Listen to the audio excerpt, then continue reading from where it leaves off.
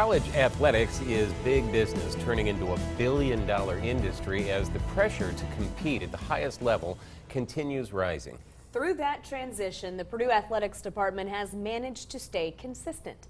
News 18 Sports Director Rob Hughes joins us to talk the business of Boilermakers. Rob. Guys, Purdue's in a very select group of Division I athletic programs. Purdue President Mitch Daniels and Athletics Director Morgan Burke tell me it's not by accident that they find themselves in the position they're in.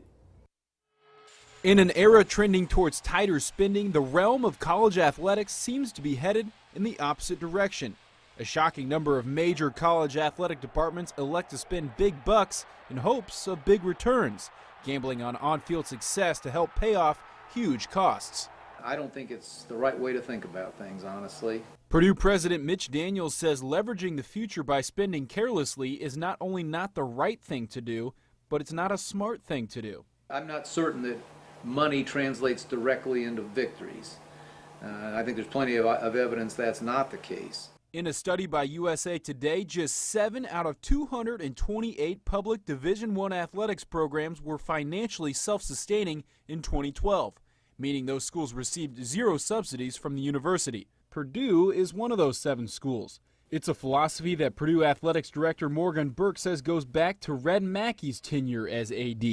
We will never, ever, as long as I'm AD, will not live hand to mouth because we have obligations. We have debt, namely Ross A. and Mackey. Debts that Burke and the athletics department take upon themselves instead of requiring financial support from the university or from the student population in the form of an athletics fee.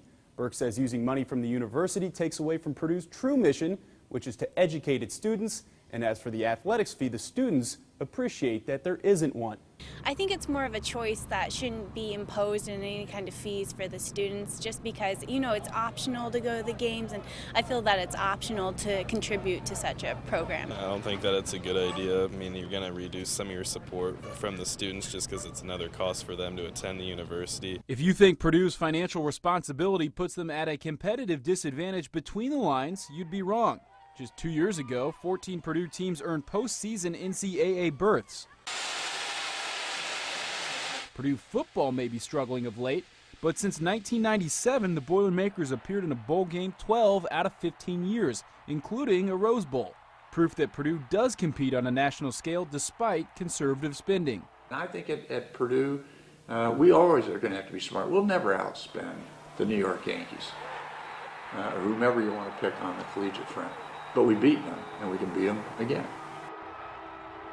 The Purdue Athletics Department operates on a $70 million budget. Excluding Northwestern, which is private, Purdue's budget is the smallest in the Big Ten. The top spending Big Ten school is Ohio State, shelling out $124 million a year ago. The Boilermakers are the conference's smallest spender.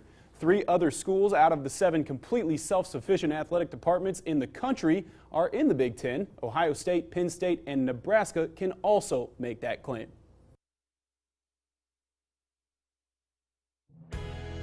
And now.